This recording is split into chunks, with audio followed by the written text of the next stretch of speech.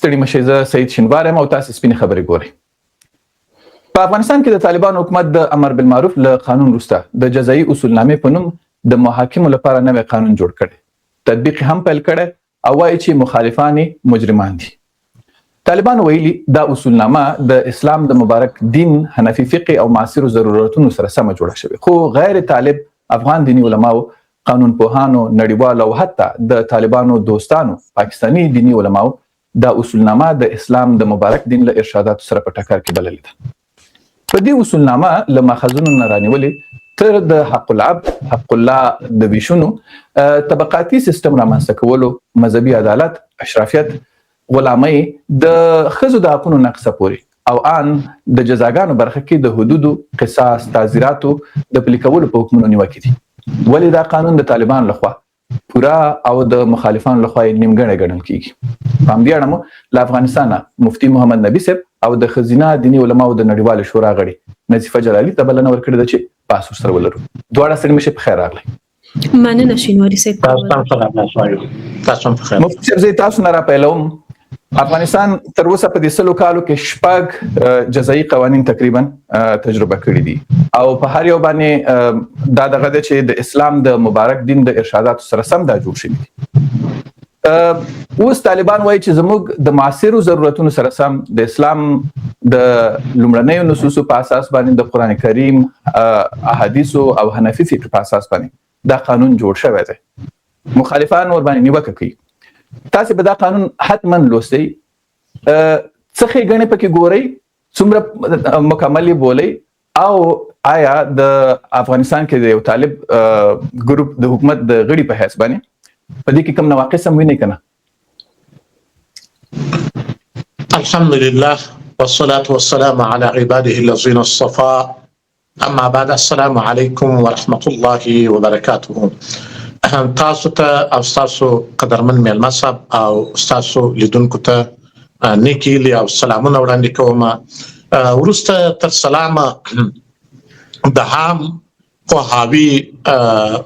په اساس باندې غواړم چې خپل افغان مسلمانانو ورونو ته او خویندو ته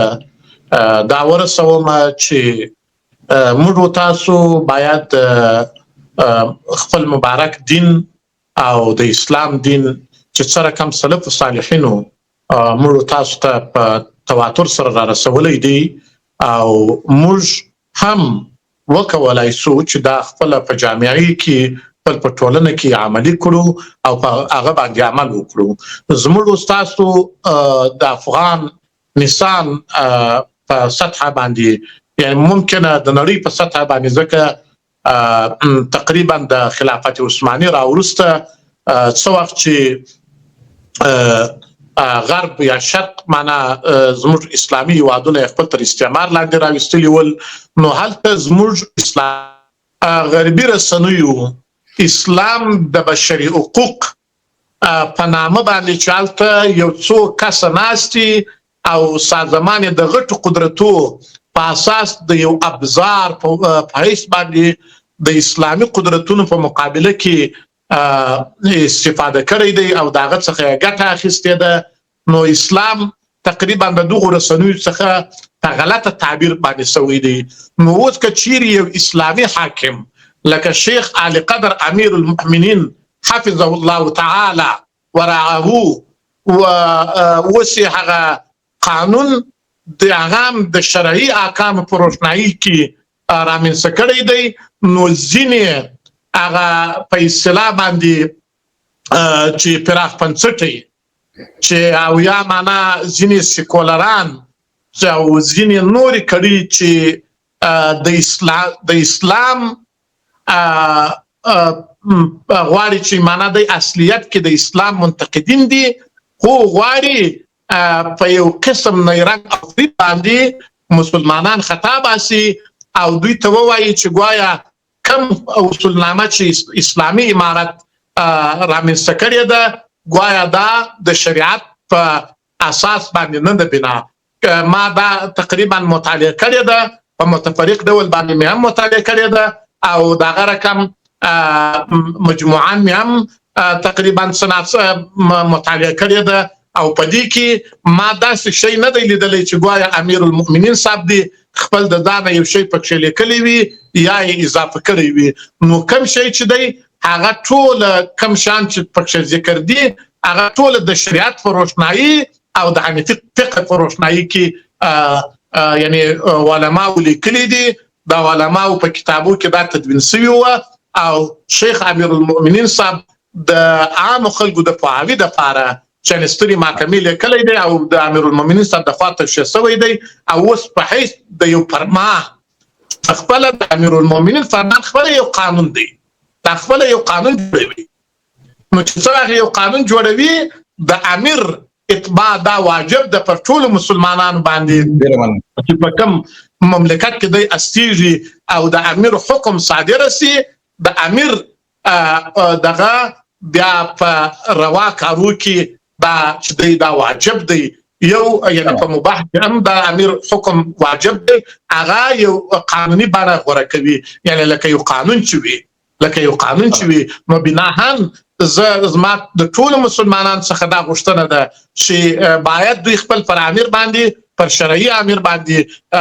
بې ځایه انتقادونه بې ځایه نیوکې او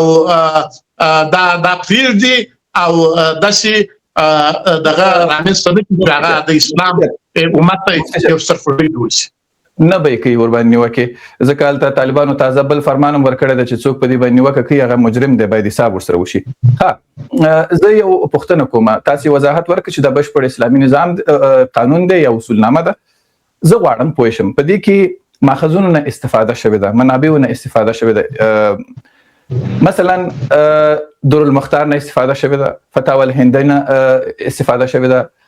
فتاوی تاتارخانیه نه استفاده شوې ده فتاوی علمگیریه نه استفاده شوې ده ډیرو شیانو نه استفاده شوې ده او دا هغه آثار دي د حنفي فقه چې دا د حنفي فقه مقلدین دي هغه لومړني رامنځته کوونکي نه دي. زه غواړم په دې باندې پوه شم تاسو ماته ووایاست ما پوه کړئ چې دا خلک بیا نیوکې ونه کړي په دې ماخذونو کې زما مخې ته داسې څه رانغله څومره ماخذونه د قرآن کریم د آیتونو په استنباط باندې تاسو پکې وینئ ما خو ونه لیدل څومره احادیث او څومره د حنفي فقه د لومړنیو درې امامانو روایتونه پکې استنباط ور باندې شوی دی. ګورئ شنواري صاحب موږ تاسو باید حقایق یعنی ووینو تاسو جواب پر ځای جواب دی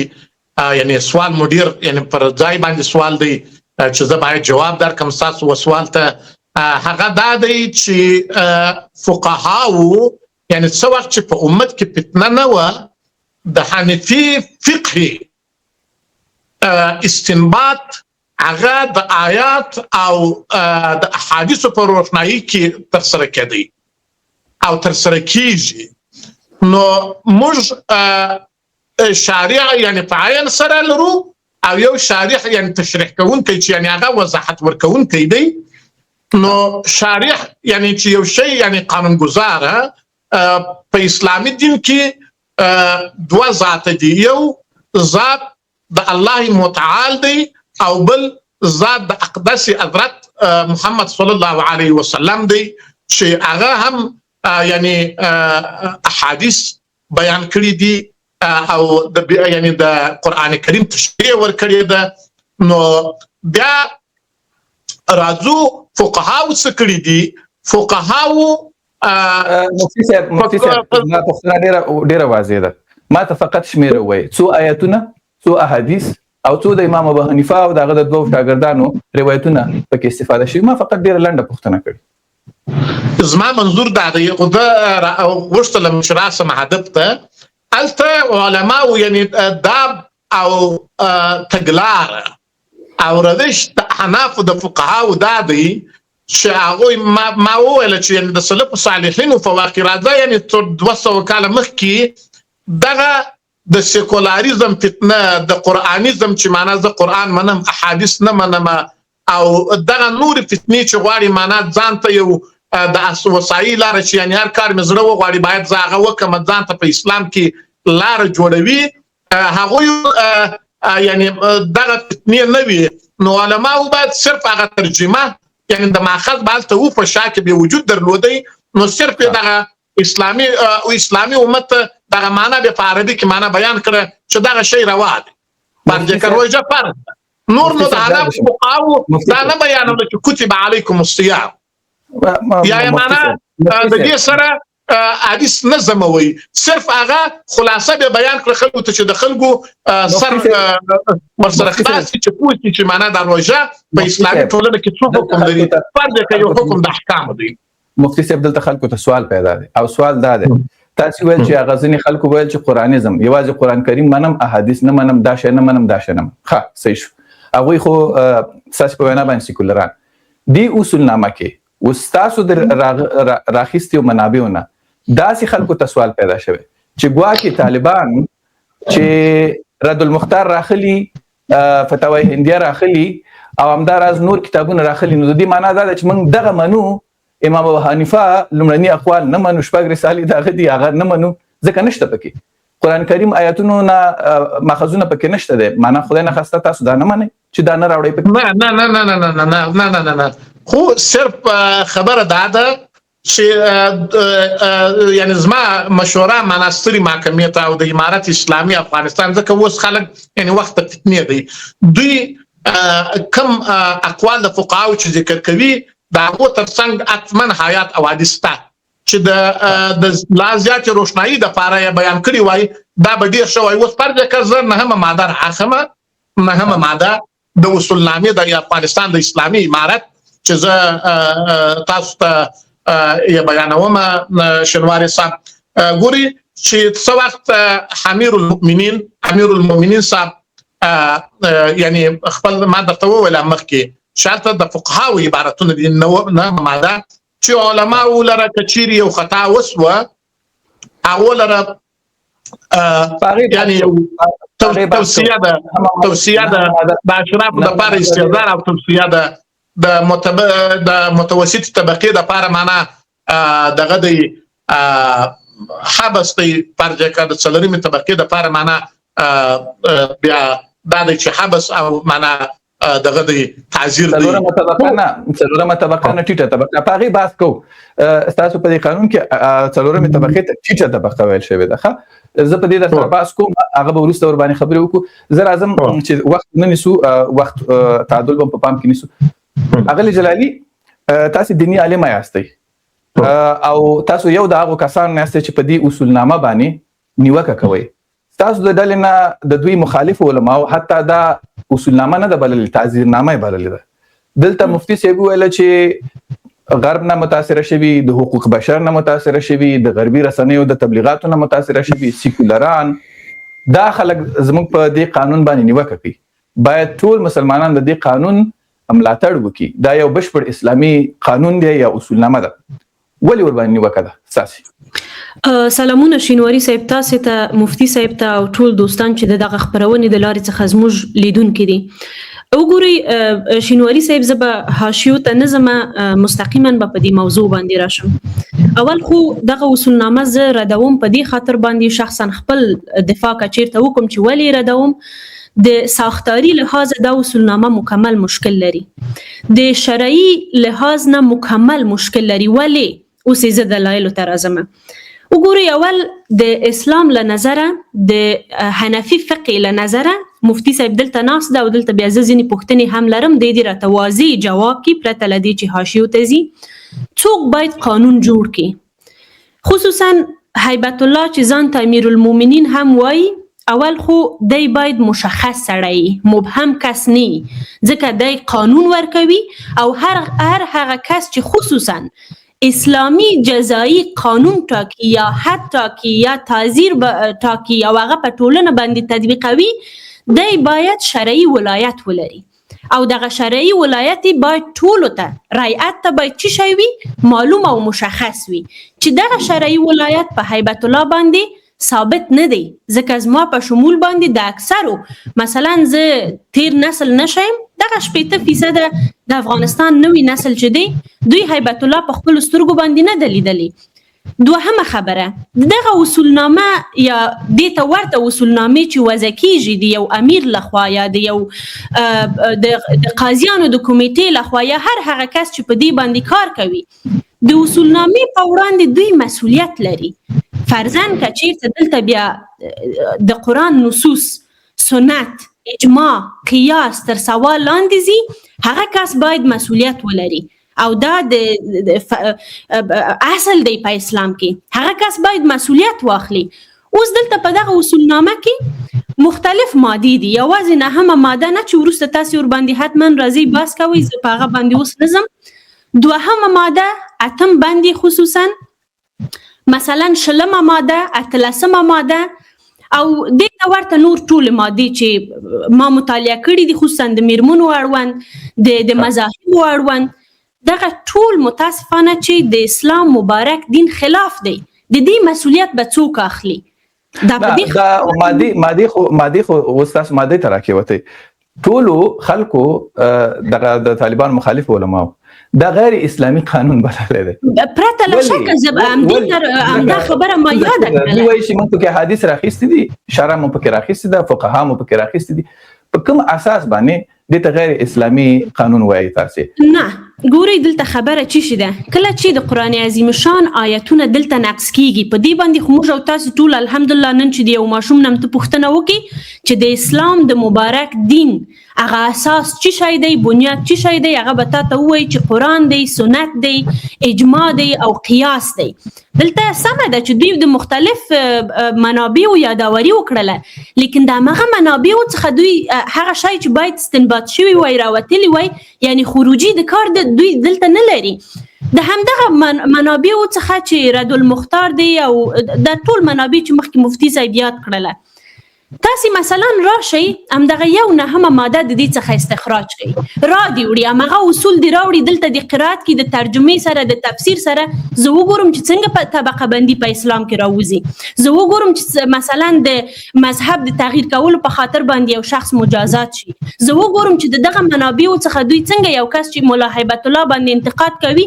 مثلا 10 دورې باید ووهل شي د توهین په خاطر، اوس چې ملا هیبت الله مړ ده ژوندی ده، دا زما سوال دی او منطقي سوال ده، حق لرم من حیث د افغانستان د یوې شهروند یا د یوې اوسیدونکي یا د افغانستان څخه یو انجلۍ یا یو فرد په من حیث باندې زه حق لرم پوسم هغه کس چې زما امیر ځان بلي هغه ژوندی دی که مړ دی، حقیقت لري. اغلی جلالي تاسو ویل چې د قرآن کریم ارشادات پکې نقص شوي دي، مثالونه راکولی شئ؟ بله، ولې نه. ګورئ په قرآن عظیم شان کې د همدې طبقاتي ویش اړوند موږ په اسلام کې طبقاتي ویش نه لرو. په قرآن کې یو آیت نشي پیدا کولی، لیکن برخلاف د دې چې الله رب العزت د انسان د کرامت یاداوري کوي او انسانانو ته په برابرۍ او عدالت باندې امر کوي او دا وایي د انسانانو ترمنځ هیڅ فرق نشته دی مګر په تقوا سره. مثلا د قرآن د خدای جل جلاله خپل لفظ دی په قرآن کې فرمایي وایي ما تاسې د یوې نارینه یوې ښځینه څخه پیدا کړی یی، په ګروه او قبیلو باندې مې ویشلی یی، تر څو چې یو بل سره وپیژنئ او زما په نزد تر ټولو نږدې ترین یا په عزت خلک هغه کسان دي چې تقوا ولري. اوس دلته د دوی په نزد باندې که چیرته سي ملا هیبت الله د دې لپاره چې امیر دی، دوی فکر کوي چې هغه به خدای ته نږدې، خو نظیفه جلالي چې منتقد ده او خپل حق غواړي د دې لپاره چې نجلۍ ده، میرمنه ده، په دې خاطر باندې الله ته به دا نږدې نه، لیکن دا هیڅوک نسی ویلی، هیڅوک دا طبقه بندي کولی نسی. بل اسلامي اصل دی. مفتی صاحب دلته ناست ده، دلته زه د مفتی صاحب سره جګړه نه لرم چې دوی دفاعي خبرې وکړي چې تاسې په غرب کې ناست یاست حقوق بشر ده، نه، راشه چې د اسلام له نظره سره خبرې وکړو. هیڅ پلار د زوی په خاطر باندې نه زندانی کیږي یا نه مجازات کیږي او هیڅ زوی خپل د پلار په خاطر باندې. دلته هم چې دا چې د دې لپاره چې یو کس اشراف دی، علما ده، د هغه ګناه باید معاف سي، د کوم اسلامي اصل په نظر کې نیولو سره مهرباني وکړي، یو د قرآن کریم آیت، یو حدیث شریف، یو فقهي اصل تاسې ما ته راوړئ چې زه پوه سم چې د خدای پاک څنګه د بندګانو په مابینځ کې فرق کوي، ټول انسانانو ته کرامت هم ورکړی او خپل الله رب العزت وایي چې ولقد کرمنا بني آدم، موږ د آدم علیه السلام اولادې ته انساني کرامت ورکړی او دلته هیڅوک دا نشي ویلی چې زه د آدم اولاد نه یم. دا آیت د علماو برتري نه ثابتوي چې هغه فرمایي چې هل یستوي الذین یعلمون والذین لا یعلمون؟ نه، دلته برابر دي هغه کسان چې عالمان دي او هغه چې نه دي. ګورئ دا آیت دلته عام دی شینواری صاحب، دا په ټولو انسانانو باندې صدق کوي. په څه خاطر باندې؟ ټولو انسانانو ته الله رب العزت عقل ورکړی، خو دا درسته ده چې برتري هغه کسان لري چې مثلا خو دلته هغه برتري منظور نه ده چې بیا ته برتر یې هر څه چې د له وسه راغله ویې کوه یا ګناه وکوه. صحیح ده، دومره برتري به وي چې خلک تا ته من حیث د عالم احترام کوي. ته به هغه جایګاه یا ځای ته رسېږي چې مثلا یو مسؤلیت به تا ته سپارل کیږي، ته به امر بالمعروف نهي د منکر کوي، تا ته به یو ټولنیز مسؤلیت در سپارل کیږي، تا ته به یو قانوني مسؤلیت او ماموریت در سپارل کیږي. دا په دې معنا نه چې ته قانون ته ورسېږي، یو ځای او منزلت ته ورسېږي هلته چې هر ګناه تا وکړل که د حق وخوړل د دې لپاره چې ته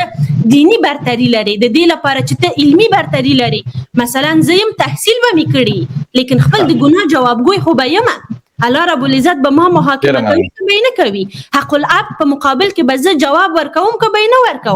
ورکوم به. او الله رب العزت ګوري خپل د حق څخه تیریږي مګر د بنده د حق څخه نه تیریږي. د دوی د اصولنامې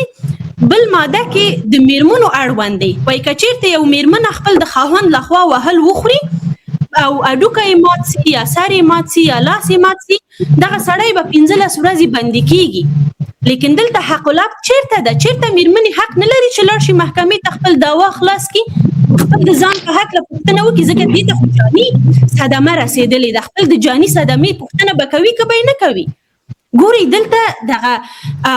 ساختار د دې اصولنامې چې د شینواري صاحب کنټرولي ده، دوی غواړي دغه فضا دغه خلک کنټرول کی. نه دا چې اسلامي دي، موږ مسلمانان یو، د دوی په لاس کې یو ټاپه ده، که چیرته ته یو پوښتنه ځینې وکړي او هغه اسلامي پوښتنه وي ټاپه لګوي چې ته سیکولار یې، ته نه پوهېږم مسلمان نه یې، ته څه شی نه یې، ته څه شی نه یې. لیکن دا زما حق دی. الله وایي د ظلم په وړاندې خپل غږ پورته کوي. که دلته زه غلط وایم مفتي صاحب دی ووایي چې ته غلط وایي، دا زما حق دی. زه پوه سم دغه اصولنامه چا جوړ کړی، د کوم منابع څخه استفاده کړې ده؟ منابع خو دلته ښودلي دي، هغه منابع چې دلته ذکر شول د عقل د منلو وړ وي. او کوم منابع چې دوی ذکر کړي دي خروجي څه شی دی؟ آیا د دې منابعو سره په ټکر کې ده که نه ده؟ د دې اصولنامې اکثریت مادي د همدغه منابعو سره په ټکر کې. اثار چې د حنفي فقه دوی منابع په ډول باندې کارولي، آیا دا اسلامي نه دي؟ شینواری صاحب مخکې هم ما تاسو ته اشاره وکړله، د اسلام د شروع څخه په مختلف ادوارو کې د عثمانیانو دوره، د مغولانو دوره، د ترکانو دوره، د عباسیانو دوره، دغه ټولو ادوارو کې د خلفای راشدین په دوره کې، د تبع تابعینو په دوره کې موږ ښه حاکمان هم درلودل، بد حاکمان هم درلودل، ښه قوانین هم درلودل، بد قوانین هم درلودل. د منابعو څخه شخصي تفسیر دلته شوی. دلته کاشکې د هغه منبع څخه چې مثلا وایي چې د رد المختار دغه بند دغه اصل د قرآن عظیم شان، بیا دلته اولویت ولې قرآن ته نه ده ورکړل شوی؟ دا خپل سوال نه ده؟ دا صحیح ده چې د فتنې وخت دی، په وخت کې انسان باید اول قرآن ته مراجعه وکړي. د فتنې په وخت کې انسان اول ځي قانون چې ته جوړوي، اسلامي قانون جوړوي، د فقهي اصل په بنیاد سره ته باید اول قرآن ته رجوع وکړي. که چېرته ته د قرآن څخه استنباط نشي کولی بیا به ته ځې سنت ته. د قانون په جوړونه کې قرآن کریم ته هیڅ مراجعه نه ده شوې. څه فکر کوئ؟ ما ونه لیدل داسې یو اصل، یو داسې ماده ما ونه لیدل. د همدې طبقاتي ویش کله چې دغه نهمه ماده ما مطالعه کړه، کله چې د مذاهبو د بدلولو او دا چې حنفي مذهب یې سم بللی و چې دوی مسلمانان دي او اسماعیلیګان او شیعګان مثلا بدعت کوونکي دي، دا چې مې ولوستل زه مستقیم لاړم منابعو ته چې ښه زه باید د سر نه تر پایه پورې دا پیدا کړم چې د قرآن عظیم شان څخه څه شی په دې کې اخیستل سوي دي. د میرمنو په هکله باندې چې مې مطالعه وکړله چې ښه دلته خو په قرآن کریم کې الله رب العزت نارینه‌و ته د عدالت غوښتنه کوي او ورته وایي چې تاسې خپل د میرمنې سره په نیک رفتار سره، په خلوص د نیت سره، په احترام سره مسؤلیتونه یې ورته ویشلي دي، مسؤلیتونه یې ورته ویلي دي. د رسول الله مبارک حدیثو ته مې مراجعه وکړله داسې یو شی ما په دې اصولنامه کې پیدا نه کړل شینواري صاحب. ډیره مننه. زه به راشم بیرته. مفتي صاحب تاسو ته راګرځو هغه بحث ته چې تاسو را شروع کوم ول وروسته به بحث وکړو. زه غواړم یو څه تاسو نه وضاحت واخلم. تاسو ماته تشریح کړئ. دلته نظیفه جلالی صاحب ویل چې اول خو په ټولو اسلامي نصوصو کې طبقاتي ویش نشته دی. که موږ وایو چې فرض کې شتام دی په قران کریم کې دوه ډلې د انسانانو لمنځه یاد شوي دي چې یؤمنون او یکفرون، په خدای باندې ایمان راوړي یا د خدای نه منکرېږي. یا که بیا راشو په صدر اسلام کې وایو چې نه ډلې پکې شته دی، نو حر بنده، آزاد بنده او غلام بنده. دغه غلام بنده د لپاره چې برابرۍ رامنځته شي، د غلامۍ د ختمولو لپاره ډیر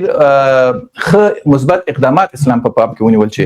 دا ختم شي ترڅو ټول انسانان یو ډول برابر شي. کله چې رسول الله صلی الله علیه وسلم وایي چې که زما لور فاطمه هم غلاو کې زبې لاس پرې کوم، دا معنا دا ده چې ټول اسلام کې د خدای په وړاندې یو دي. کله چې حضرت عمر ته یو څوک شکایت باندې راځي او هغه والي د خپل زوی سره راغواړي او پوښتنه ورنه کوي، نو معنا دا ده چې مونږ وایو چې په حد کې چا سره دغه نشته دی، خاطر مدارت نشته دی، نو په تعزیر کې ورسره باید وشي. دا یو ډول تعزیری کار و او هغه د حساب د والی سره وکړ. د حضرت عمر د والی نه خو به اشراف سړی په دې دنیا کې نه کنه. ولی څلور ډلې په اسلام کې طالبانو نوې مطرح کړي. اشراف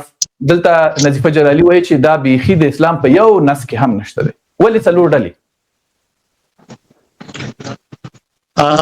ستاسو په جواب کې موږ راځو شینواري صاحب ودی ته چې حاتب ابن ابي بلتع رضی الله تعالی عنه یو جلیل القدر صحابي دی. دا حدیث امام بخاری خپل په صحیح کې ذکر کړی دی. نو څو وخت چې رسول الله صلی الله علیه وسلم د جنگ تابعه او د جنگ آمادگی او د غزا آمادگی د مکی د فتح آمادگی نیوله. نو په دغه وخت کې حاتب ابن ابي بلتع رضی الله تعالی عنه چې الته د کور لا مکی کې وو، د خپل اولاد د ساتنګ د پاره یو خط د شجې په لاس ورکړی وو چې دغه قریش ته ورسوي. هغه یو سوال نه کړی و چې پیغمبر د خدای حمله کوي کنه کې د ورته ویلو چې معنا وو د حمله معنا کیږي چې ګوندې د نور افراد صحابه کرامو کې د چا کورونه او مالونه او یا خپلوان حالت وی هغه یو د ځان لاتړي لري ولې زه نه لرم. نو همدغه و چې حضرت جبرائیل علیه السلام پیغمبر د خدای ته خبر راوړي چې حاتب ابن ابي بلتع خط استولې دی او شده په پلان کې ځای کړ.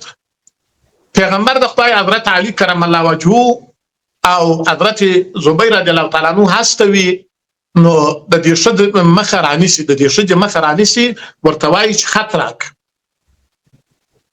هغه ورته منکر سو چې خط موږ سره نشته او زما سره کوم خط نشته. بالا خو وی کتل پیدا نه کړ. حضرت علی کرم الله وجهه ورته په ډیر شدید الفاظ ورته وویل چې د الله رسول هیڅ کله داسې خبره نه ده کړې چې هغه د واقعیت ونه لري. دا خط به خامخا راکوي. همدغه و چې هغه شدید د خپل په ګیسوی کې دا خط پټ کړی چې د مکی قریش ته خبر ورکړي چې د حمله پر تک کېدونکي. نو هغه و چې صحابه کرام هم دلته و حضرت عمر فاروق رضی الله تعالی عنہ خو بیا ډیر یعنی شدید وو د یو خلاف کار په مقابل کې. نو هغه و چې پیغمبر د خدای ته ویل چې یا رسول الله ما ته اجازه راکړه چې زه د دې منافق سر په تور باندې ووم ځکه دې خود مو سره خیانت کوي. دا خو د اسلام فوج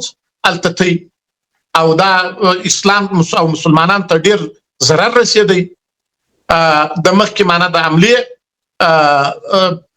غوښتل چې دا خبر ورکړي. نو هغه و چې پیغمبر د خدای ورته وویله چې تاسو آل بدر یاست او باوجود حاتب ابن ابي بلتة رضی الله تعالی عنه هغه جلیل القدر صحابي دی چې د بدر په هغه غزا کې چې هغه د کفر او د اسلام صفونه یې سره جلا کړ په هغه غزوې کې د شرکت کړی و د ګډون کړی و په هغه غزوې کې پیغمبر د خدای ته وویله چې ورځه تاسو آل بدر یاست تاسو ته بخښنه ده وردی هر څه چې تاسو کوئ تاسو الله جل وعلا شانه معاف کړي طالبان خو آل بدر نه دي کنه ودرېږي طالبان خو آل بدر نه دي کله چې د حضرت عمر رضی الله عنه نه زرا دمه د خور و جواب چې دا وایي ګوري نه شنواري صاحب ما خبرې ته ور ونیسه نو خو دې مخکې وویله زه غواړم یو تشریح درکم لکه وړو وقت به یو ما منظور دا نه و زه غواړم راځم یعنی امیر یعنی ګوري رسول الله صلی الله علیه وسلم دې سړي ته معافي وکړه ګوري اوس نو هیبت الله ته چا وحی کړی چې ته معافي ورشي زه راځم ودې ته دلته په دې باره کې هم زه حدیث لرو ګوري چې هیبت امام ابو داود شنواري صاحب امام ابو داود امام احمد بن حنبل رحمهم الله تعالی او نسائی په سنن الکبرى کې حدیث ذکر کړی دی چې دا حدیث صحیح دی علامه البانی دی حدیث صحیح ویلی دی نور علماء دا حدیث صحیح ګڼلی دی چې هغه رسول الله صلی الله علیه وسلم وایي اقل ذوي الایهات عصراتهم الا الحدود تاسو د هغه کسانو سره چې یعنی مخکې یعنی ماضی تیره یا زمانه یا په بدو نوي ککړه یعنی د خلکو په مابینس کې د یو قدوی پیژندل کیږي په ایس د یو خیرخوا او د یو مخلص سړي پیژندل کیږي که یو ور دغه څخه خطا وشي نو یعنی کچیر داغو څخه خطا وشي تاسو داغو د حسرات څخه د خطاګانو څخه د لغزشو څخه چیر سي الا الحدود مگر په حدود کې نه ګوري ځکه په حدود کې نه بل حدیث هم په بخاری کې د دغه آیات مطابق چې په حدود کې معافي او د دوی د خطاګانو څخه عفو نه دراغلي په حدود کې دا نه دی راغلي او صرف په خطاګانو کې امیر ته وسپارل کړه مثلا تاسو راځي په دې د افغانستان خلکو ته خدمت کوي معنا مشهور یاست او کچيري یو بل څوک معنا چې نه د شهرت ولري او نه د معنا د پته معلومه وي او نه د شو بد معلوم وي ک اسلامي امارت معنا هغه ته مجازات یو خطا یو کړ مجازات ورکوي دا خدای خپل اختیار د قاضي اختیار او کچيري تاسو ته مثلا چې یاره د شینواري صاحب دا مشهور سړی دی د جنو خلکو خافه بدیږي یو خطا یو کړ شینواري صاحب خیر پروانه لري قاضي صاحب دا پلاته ته بخښنه بل د عمل نه تر کوي نو په دې کې څه مشکل شته مشکل کوم دی دا خو د تاجر خو د حکام کار دی بیا پیغمبر د خدای حدیث هم ور باندې ستا په دې کې کم ستونزه وجود لري چې په دې کې معنا مستونزه پیدا په دې کې خو هیڅ مشکل نشته دا د حدیث ته چې ما تاسو ته وویل مفتی صاحب زه ډیر عالم نه یم خو زه به تاسو ته یو دغه وکم کله چې حضرت عمر رضی الله عنه د ځان نورسته حاکم ټاکلو ته شورا وټاکله نو پاغه کې عشره مبشره او شپږ کسان او ویل ک یو کس هم د دې مخالفتو کې د برابرۍ موضوع باندې خبره کو صحابي به عشره مبشره د جنت زیره و پېښوي آل بدر هم نه د جنت زیره پېښوي داغه ک مخالفت وک سره وڅکي معنا دا چې برابرۍ دا چې هیڅ څوک برتر نه دی د ټولو مسلمانانو د وختنې نه هیڅ څوک هم برتر نه دی حتی مباشره صحابي یو بل دا چې مفتی صاحب جار دشم ټیټه طبقه کې بم د خلک چې په ټول عمر به جرم نه کړي اول خدای چې ته افغان انسان ته مسلمان ته چې کلمه وایي ټیټه طبقه ولې وایي چې غلام هم نه دی یو بل دا چې دغه ټیټه طبقه جیګه طبقه د خو په هندوانو کې دي د خو اهل هنودو کې دي براهمن دی اچوت تر ټولو ټیټ ذات دی چې هغه باندې هر شی تطبیقيږي موږ وایو چې په اسلام کې چې د بل دین سره مشابهت کول بیا به موږ د هغوی په ډله کې راپاڅېږي. اوس هندوانو غوندې خلک هغوی د دغه طبقاتي سیستم نه راوتل غواړي، نشي راوتی. او ته په 21مه پیړۍ کې افغان انسان مسلمان چې تا سره په جهادونو کې مرسته هم کړې هغه بیرته ټیټه طبقه بولي. دا انصاف دی؟ ګورئ شنواري صاحب، یعنی هدف د دغه اصولنامې چې ګوایا معنا ټیټه طبقه دا نه ده چې معنا خدای مکړه ټیټه طبقه چې معنا ما یو ورور یا طبقه دا چې هیڅ انسان نه دی. ټیټه طبقه کله چې الفاظ کارو ټیټه طبقه معنا دا چې دا هیڅ انسان نه دی، دا 4مه درجه انسان دی. نه یعنی مقصد ګوري دلته ګوري شنواري صاحب، ما درته وویله چې دلته معنا دا اصولنامه چې کوم معنا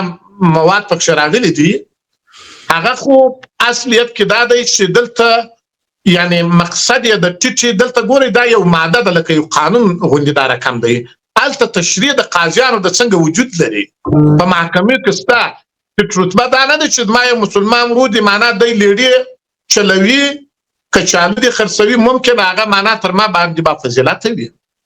یو څوک رخصت چلوي ممکن هغه تر ما فضیلت زیاتره وي، ځکه دی به معنا خپل کور ته به دی په حلال ډول باندې رزق او روزي پیدا کوي. د ټیټ رتبې خلکو څخه مقصد هغه خلک دي چې فرض یې که په بدوی باندې تورن وي، د همسایه پر ټولو باندې تورن وي، په غلا باندې تورن وي، یا معنا په معتادین او په نور بلاو باندې کړي وي. که دغه شی قاضي ته راشي او یو خطا یې کړی وي او ما هم خطا کړی وي، دا قاضي صاحب وایي چې یاره مولوي صاحب موږ خو ستا د شانه سره دغه شی نه وینو، نو خیر ته دا خپله معاف یې. او هغه څوک چې معنا دی په غلا کړي وي، په معتادینه کړي وي، په بل شي وایي خیر معنا که چیرې دغه مولوي صاحب خو به د خپل ابرو او د عزت په خاطر بل دغه کار ونه کړي، دا قاضي صاحب ورته وایي په دا تعزیر کې معاف کړي، پروا نه لري ولاړ شي. او هغه څوک چې معتاد دی او چلم ته دی ناست او دی نورې خطاګانې کوي او قاضي صاحب معنا ورته ووایي چې یاره ته خو ممکنه معنا خپل د ابرو خو نو ته چندانې ونه ته د خلکو کې په بدۍ باندې مشهوره یې، ممکنه ته یو عزت په ټولنه کې ونه لري، نوره بې عزتي به هم وکړې، نو خیر راشه تا ته تعدیب درکو، راشه په مابس کې څو ورځې تېرې که دا خو کوم مشکل نه لري چې مفتي دغه دونه غوغا. مفتي صاحب تاسې ویل چې دا تعزیراتو کې دی، په حدودو کې نه دی. زه به درته یو بل شی ووایم، مثالونه به درکړم. د بلخ پوهنتون رئیس چې طالب دی، ستاسو په وینا مجاهد دی او عالم هم دی، دا ډیرو پاکو خلکو طالبانو 4 نه زیاتو طالبانو په خپله کوټه کې د یوې ښځمنې سره ونیوه. صحیح شو؟ څو ورځې وروسته ویډیو راووته چې همغه ښځمنه دته نکاح شوه. بله خبره، په پروان کې یو کس له ښځې سره د نجلۍ سره په ټلیفوني خبرو باندې نیول شوی، 9 دورې په عام محضر کې ووهل شو. د پاسپورت د رئیس د دفتر د پاسپورت د ویش رئیس دفتر رور تاسې مولي دا ویډیو چې د ډله جنکیانو سره په عیش و نوش او په شرابو باندې ونیول شو. هغه اوسه پورې چا ونه ویل چې چیرته دی یا څه ورسره وشول، مګر په جلال آباد کې یو شاعر چې ډیر نوم یې لرو، ډیر دروند سړی و، هغه سره یو بوتل شی نیول شوی و چې هغه اوبه وي یا چې شی هر څه شی هغه طالبانو ته معلوم وي. هغه 9 میاشتې تر ټولو سخت تعذیبي زندان ولیده. دا فرق ولې دی؟ زما پوښتنه دا ده. شنواري صاحب ګوره یو خدا دی چې معنا موږ ګورې شنواري صاحب که چیرې موږ واقعیت درکو، موږ هم وروره دلته یو دلته ژوند کوو په افغانستان کې په ټولو قضایاو باندې دا چې تا کومې څرګندونې وکړې او تا راته وویله په ټولو باندې معنا موږ خبر یو. دلته لله الحمد امارت اسلامي په دغه کړنو کې ګورې ما درته وویله، خو بیا باوجود دغه هم تعذیر دی، خو په افغاني ټولنه کې بیا دغسې غوندې تعذیرو ته په ډېره بده سترګه کتل کېږي، لکه دا د زنا موضوع دا د خدای دې څوک معنا نه ورته دغه کوي اړباسي او څوک د خدای نه بدناموي، او چې الله جل وعلا شانو په قرآن کریم کې ویلي دي چې 4 شاهدان نه وشي، 4 شاهدان، یعنی پر هغه باندې حدود نه جاری کېږي شنواري صاحب ګوره زه راځم دغه زموږ تاسو افغاني ټولنه ګورې شنواري صاحب بل خپل خبره تکمیله نه کړم تاسو ته اجازه نه درکوم شنواري صاحب زه راځم وروره چې د صحابه کرامو په وخت کې یو صحابي زنا کړی و معاذ اسلمي رضی الله تعالی عنه نومیږي نو چې د لمندې سره زنا کړی و د یو سړي د لمندې سره زنا کړی و هغه ورته وویل چې تا خو دا بد کار کړی دی ته ولاړ سه ګوندي رسول الله صلی الله علیه وسلم ستا و ګناه ته د خلاصي لاره پیدا کړي نو د مذاهبو ټول مذاهب والا پر دې باندې متفق دي بیا زموږ مذهب خصوصا زموږ مذهب دا وایي که یو چا خپل په خوله باندې یو وار اقرار وکړي چې ما دغه کار کړی دی نو قاضي حق نه لري چې پر ده باندې معنا حدود جاري کړي دی به 4 واره په مقرره ډول باندې خپل په رضایت باندې به دا اقرار کوي او پاته یعنی په فقه کې زموږ ستاسو په فقه کې د تلویزیون کامرې ویډیوګانې راایستل او د یو چا څخه معنا د زنا ویډیو رااخیستل یا د یو بلې ګناه شی نه ثابتوي حدود نه ثابتېږي په دې باندې تعذیر ثابتېږي نو که چیرې یو 4 شاهدان ګوري الله جل وعلا شانه په نورو ټولو شانو کې 2 شان شرط بللي دي ولې په دغه کې په جنا کې چې معنا نه غواړي چې خپل د یو بنده نوم بچي او د الله جل وعلا شانه 4 شاهدان پکې شرط کړی دي 4 شاهدان تر څو پورې په دې دنیا ځکه دا نوم بدیدل دا تقریبا د یو قتل سره مساوي دی د یو انسان د قتل سره ځکه لاند وخت ډیر د بل چا نه نیسو تاسو خپل خبره وکړه ماشاءالله زه یو بل خبرم کوم تاسو ویل چې ویډیو حتی ثبوت نه ده په چا باندې په پکتیکا کې د خونځي یو استاد طالبانو نیول چې د اسلام ته توهین کړی دی نه ویډیو شته ور باندې نه شاهدان شته ور باندې نه هیڅ شم نشته په هغه باندې د اعدام حکم شوی دی نو ګوري قاضیان ګوري شنواري صاحب دا چې زه قاضي وسم معنا نور قاضیان هم ممکنه تر ما بالا وسی کمتر نه وسی یعنی په ول لا بالله قسم برته اخمه چې زه د یو انسان مرګ په پراته معنا دغه د ثبوت یعنی زه پر چا باندې صادره کما چې دغه ټول دنیا ما تراکي چې هغه د ټرمپ بچی ما تراکي زه دا کار نه کوم نو قاضیان هم بیچارهګان دغه رقم ممکنه معنا هغه خپل اقرار کړی وي ځکه شنواري صاحب مړو تاسو چې یو په نن عصر کې یو خبره یو څوک خپل د نږدې ونه ګوري او په خپل ونه ویني په غوږو یې وانه وري دغه سي اوازي او غنګوزي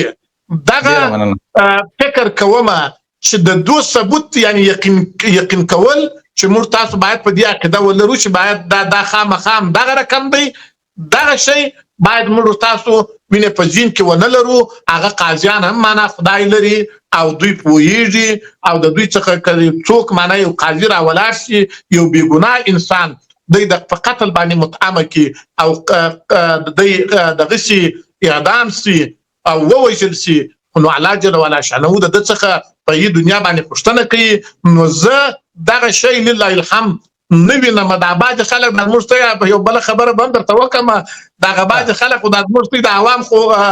بیچارهګان نه خبره دي وای دا طالبان خو داخله نشي ولې لاسونه نه پرې کوي دا ځوانانو شدي سره نشي نو ولې نسنګ سره ولې ما ورته وروره دا خو د امارت اسلامي کار نه دی دا خو د الله د کتاب او د حدیثو کار دی او په هغه کې د ثبوت سخت دی امارت اسلامي قاضیانو نشي کولای چې دا ګرد په دروب نیوي ځکه خو ثبوت نه ستاسو خو دوی شرعي ثبوت غواړي دا پرته د شرعي ثبوت خو بیا دوی نشي کولای چې معنا یو حکم د احکام یا حد حدود د دوی پر غاړه واخی او جاری ډیر مننه اغلی جلالی استاسي وخت مونږ بخنه کوي زه غواړم تاسو نه پوښتنه وکم دوی ویل چې په حدودو کې هیڅ څوک معاف نه دی چې صحابي معاف نه دی، مولا هم معاف نه دی، اشرافي هم معاف نه دی، او ټیټه طبقه هم دوی تشریح کړ چې هغه عام خلک نه دي، هغه په فسق فساد او په دې باندې فجور باندې مشهور خلک دي. زه غواړم تاسو نه دا پوښتنه وکم چې دوی که دغه حدودونه باس باندې لکه تکیه کېدو وایو چې دا صحیح شو زه وپنو په تعزیراتو کې دوی دا ټولنه څلورو ډلو باندې ویشلې ده، بیا سزاګانې هم ډېرې جالبې ټاکلي. په دې کې څومره انصاف وینئ؟ ګوري شینواری صاحب زه خو اول ډیره جګرخونه کېږم چې مفتي صاحب سربیره پر دې چې پر ځان دغه لقب دوی شي چې دوی مفتي دي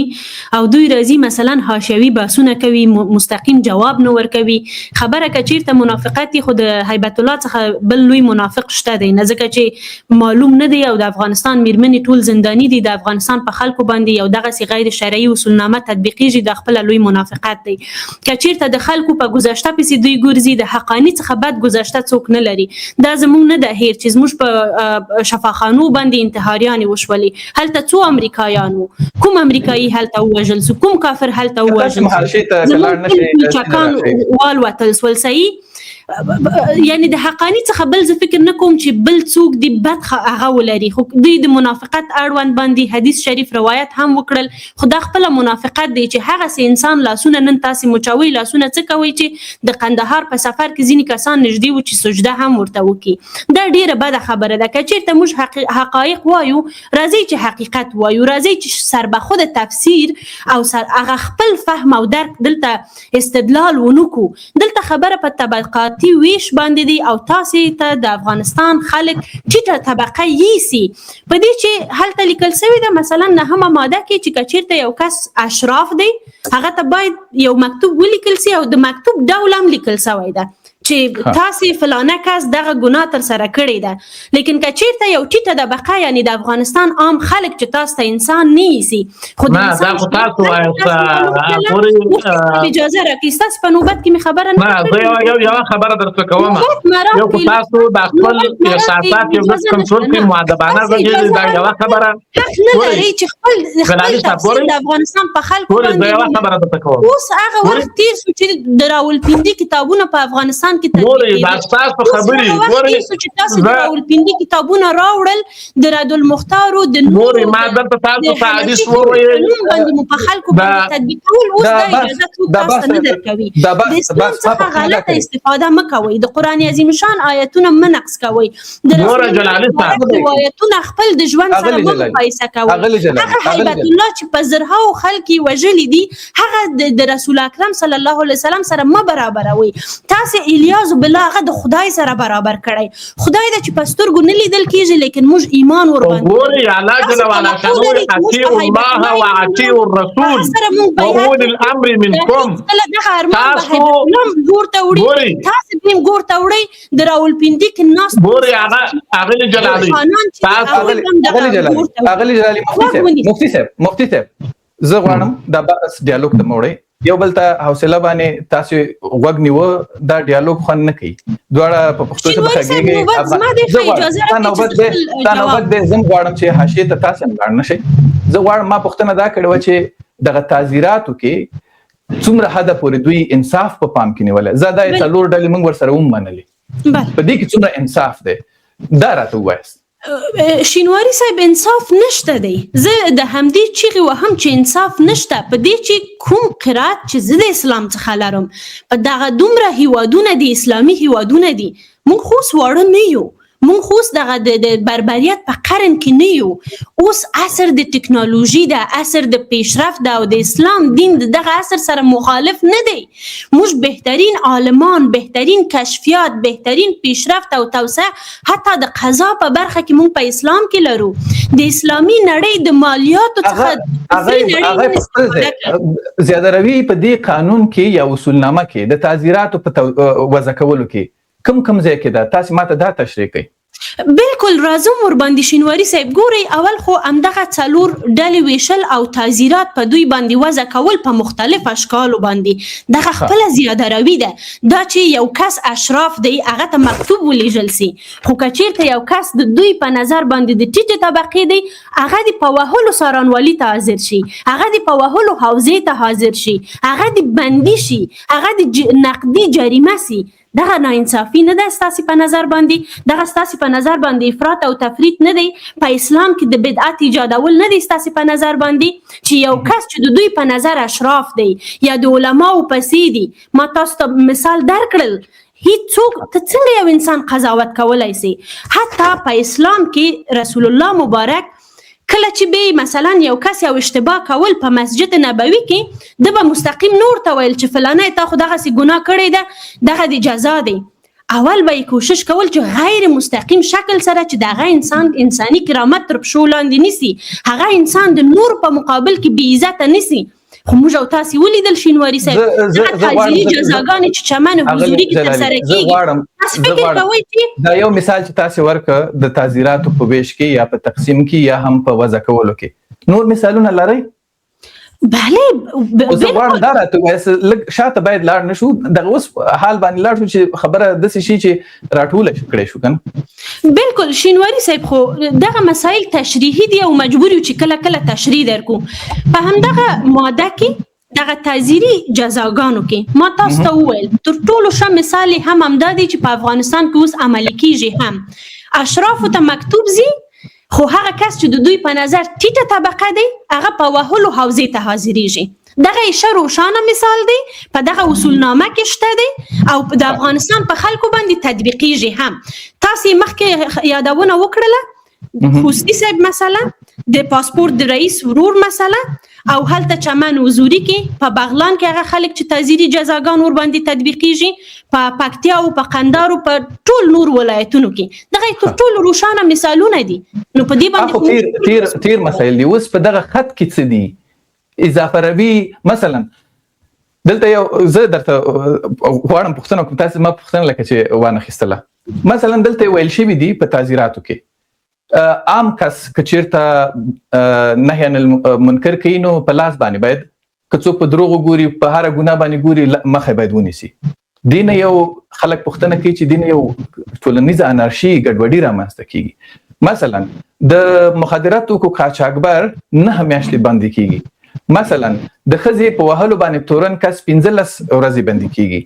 مګر کله چې دغه قرآن کریم کې خو ټول یو ډول ولا تزر وازره وزر اخرى هیڅوک چې د چا بار په ځان باندې نشي اخیستلی نو کله چې مرمنه پرله پسې د پلار کور ته ځي پلار یا ولی باید 6 میاشتې بندي شي خو که میړه خپله ښځه وهلي لاس یې پرې مات کړی شین کړی بدن یې ورباندې شین کړی بیا به نو 15 ورځې بندي کیږي یا مثلا د طالبانو مشر ته څوک دغه وکي سپکاوی وکي هغه به 6 میاشتې بندي دقیقاً یا هم د مباح عمل چې امیر حکم کړی چې دا مکوي دا حرام دی کله چې کچا وکړي یا مخالفت وکړي هغه هم 6 میاشتې بندي کیږي او دغه ټول مسایل ته شینواري صاحب تاسو اجازه راکړئ ګوري دغه کوم تعزیرات چې تاسو یادواري وکړله اول د میرمنو په باب کې تر ټولو زیاده روي دا دی چې د دوی په اصل کې یو بله ماده هم دا ده یعنی دلته د ښځې کرامت دوی د حیوان څخه هم ټیټ کړی پرته له شکه چې موږ انسانان حتی د الله جل جلاله په ټولو مخلوقاتو باندې مهربانه اوسو خو دوی دلته لیکلي ده چې که چیرته یو کس حیوانات سره جنګوي چې هغه مرغان دي مثلا هوشان دي او دا نور حیوانات دي دا به په 15 میاشتو حبس کیږي خو که چیرته یو کس خپله میرمنه وهي او د هغه هډوکې ماتیږي یا د هغه جسم ته کوم زیان رسیږي هغه 15 ورځې بندي کیږي دا عدالت ده ستاسې په نظر باندې او هو ما ویل په سر کې ما ویل چې دغه قانون مونږ ته د منلو وړ ولې نه ده ځکه چې دلته ساختار مشخص نه دی دلته ساختار مبهم دی دغه میرمنه خپل د حق الاب دعوا نشي کولای دغه میرمنه محکمې ته نشي تللی حال دا چې اسلام ورته اجازه ورکوي کله چې هغه انسان ده ممکن لمنځه لاړ شي ځکه په هغه رقم باندې وهلو بل د پلار کاره تګ او دا چې مثلا پلارم بندي کیږي میرمنم بندي کیږي دلته آیا توضیحات شته دي چې دغه تګ ولې شوی ده دغه پلار ولی باید مجازات شي؟ دلیل یې څه شی دی؟ ممکن خشونت وي، ممکن د خاوند غیابت وي، ممکن دلته اخلاقي مسایل وي. دغه شیانو ته ستاسې په نظر باندې کوم یادوري شوې ده؟ ما خو ونه لیدل. دا خپل افراط او تفریط او زیاتی نه دی. بل هغه کس چې خپل د مذهب څخه زی بل مذهب ته ګورئ، اسلام کې شریعت اسلام دی، یعنی دین اسلام ده، لیکن مذهب دین نه دی چې یو کس خپل د مذهب څخه ووځي هغه باید جزا وویني. ګوري امام ابو حنیفه، امام مالک، امام احمد بن حنبل، امام شافعي دوی په ډیرو مسایلو کې سره یو ول، ځکه د مذهب تقسیم د رسول اکرم صلی الله علیه وسلم د وفات څخه وروسته شوی دی او دغه تقسیم کې فقها یو بل سره توافق لري او دغه څلور مشهور امامانو نومونه چې ما واخیستل په اکثر موارد کې دوی سره توافق لري او د دوی په تاریخ کې ډیر داسې کسان دي چې خپل د مذهب څخه تللي و بل مذهب ته. حتی په دغه تاریخي ادوارو کې قاضیان، یعنی مسلمان قاضیان کله کله داسې هم شوی دی چې مثلا یو موضوع ایجاد شوی ده، قضاوت ته دوی راوتلی دي، د حنفي فقه په ځای باندې دوی رجوع کړي د بل فقه ته، هلته مستند ډیر و، ایویډنس هغه مکاتبات ډیر و، استفاده یې ځینې کړی. دا ماته د مفتي صاحب هم دلته جواب راکړي د کوم اصل په اساس مثلا یو کس د مذهب څخه وځي چې مذهب دین نه دی، دین اسلام ده، لیکن مذهب روش ده، میتود ده، لاره ده، نه د دې څخه ووځي مثلا بل مذهب ته داخلي، دا باید مجازات شي. آخري مسله چې خپل خبرې راټولوم، بیا تاسې کیدای شي پوښتنه د مفتي صاحب څخه وکړئ. مثلا دلته تاسې هغه 13مه ماده ده چې په 13مه ماده کې یادوري شوی چې هر څوک چې امیر ته توهین کوي هغه باید په 10 درو باندې ووهل شي. رسول الله صلی الله علیه وسلم څومره توهین شو، څومره تحقیر شو، خو څه شی کول؟ گذشت، بخشش، رفتار د خلکو سره. ما مخکې وویل که چیرته د افغانستان خلک، زه ټولو ځوانانو ته وایم لطفا په ملا پسې مه ځئ، لاړ شئ قرآن کریم خپله ولولئ، خپله یې ترجمه ولولئ، خپله یې تفسیر ولولئ، خپله احادیث ولولئ، خپله اجماع او قیاس او فقهي اصول ولولئ، په خپل ژبه یې ولولئ. ضرور هم نه ده چې تاسې حتما عربي ولولئ، په خپله ژبه باندې ولولئ. ما اسلامیات په انګلیسي ژبه باندې لوستلې ده او په دې کې هیڅ کوم ممانعت نشته دی. خپله پوه شئ ورباندې چې دوی خدای د رسول سره فکر وکړي چې هیبت الله برابروي، الیاذ بالله دوی د خدای نه برابري دومره خو دغه افراط او تفریط نه دی. او هو بل اجازه راکړئ دغه آخري خبره، یو بل ډیر جالب او د خندا وړ اصل په دې اصولنامه کې یا ماده په دې اصولنامه کې، هر هغه کس چې نظر کیږي یا حسد کیږي هغه هم باید تعزیري جزا وویني. و بابا د خدای په خاطر باندې موږ یو 20م پیړۍ کې قرار لرو، بیا د اسلام په کوم ځای کې ته دا ثابتوي؟ ته څنګه قضاوت په یو چا باندې کوي چې تا زه نظر کړی یم؟ اوس کیدای شي د دغه مصاحبې نه وروسته زه مریضه شم، نو زه د دې دعوا وکړم چې مفتي صاحب زه نظره کړی یم. مهرباني. ډیره مننه مفتي صاحب. ډیالوګ ښه دی چې ونه شو او زه خوشحاله شوم چې زغم ډیر دی، کم تر کومه بحث دغه وشي او حشیروي که ونه شي زه خوشحاله شم ځکه بحث اوږدېږي. زه غواړم یو څو مسایلو ته چې دلته په بحث کې اغلی جلالي هم اشاره ورته وکړه او نیوکې هم دي د تعزیراتو په برخه کې. عام کس ته نیوکه دا ده چې د ګناه د مخنیوي په برخه کې د اقدام چیرته که ګناه ګوري باید دستي مخه ونیسي. دا اجازه ورکول فکر نه کوي چې د قاضي صلاحیت هغه ته ورکول شو، چې دا ورکول شو هغه چې مخنیوي کوي دا خو افغانان دي، دی کې به پوزم ماتیږي، دی کې به لاسم ماتیږي، دی کې به سرم ماتیږي، دی کې به مړم کیږي. نو دا یو ټولنیزه انارشي رامنځته کوي. ولې نو بیا امر بالمعروف چې طالبان جوړ کړی دی څه کوي؟ پولیس چې طالبان جوړ کړي هغوی څه کوي؟ هغه ادارې چې طالبان جوړ کړي هغه څه کوي؟ یو بله موضوع دا ده چې دوی نیوکه کوي چې ښځو ته په تعزیراتو کې ډیر بې انصافي شوې ده. میړی یو ډول تعزیریږي، ښځه بل ډول تعزیریږي او حتی د ښځې په ټس کې دغه حکم یا ولی او یا هم چې د پلار دا حتی نیکه پورې دا هم تعزیریږي. بل دا دی چې خپله د طالبانو په منځ کې که تعزیر ورکول کېږي، طالبان خلکو ته ټوله ورځ کنځلې کوي هغوی ته سزا نشته، ځکه هغوی ته ویل ته داسې کوي ته داسې کوي، دا باید ونه شي. د کنځا په برخه کې هم دام جرم دی، خو عام کس به دغه کیږي، سزا به ویني. بل دا چې مذهب بدلول، دوی وایي چې دا په کوم اسلامي نص کې راغلي دي چې که چا مذهب بدل ک نو هغه به چې د 2 کاله قید ور باندې وړي. حال دا چې په دې اصولنامه کې طالبان خپل د مذهب نه وختي دي. الماوردي څوک دی؟ شافعي دی، دا غیر روایت راخیستل شوی دی. عبدالقادر ودا څوک دی؟ سرسخت اخوانی دی، طالبان هغه په افغانستان کې نه دي. یعنی دا شیان طالبان خپل په دې قانون کې یا اصولنامه کې کړی دي. دا څه مې سمه ته کې خو دي زه هیله لرم چې تاسو راته لنډ جوابونه راکړئ. اول خو موږ ګوري شنواري صاحب اول وار موږ راځو ودې ته چې کم کسان چې را دعوتېږي هغه باید معنا هغه نزاکت او ادب مراعات کړي. ګوري زموږ خو چې دلته معنا دغه د ناسته ده او وینا کوي، الله جل وعلا شانه وایي چې تاسو خلک یعنی په نیک سلوک سره رابولئ، او دا چې په دې تاسو په دغه کې زموږ سره ناسته ده کې ته منافق وایي، دې ته منافق وایي، او هر شی الله جل وعلا شانه ته قضاوت معلوم دی. موږ تاسو خو نو دغسې خلک یو چې هغه یوه ګوته مو معنا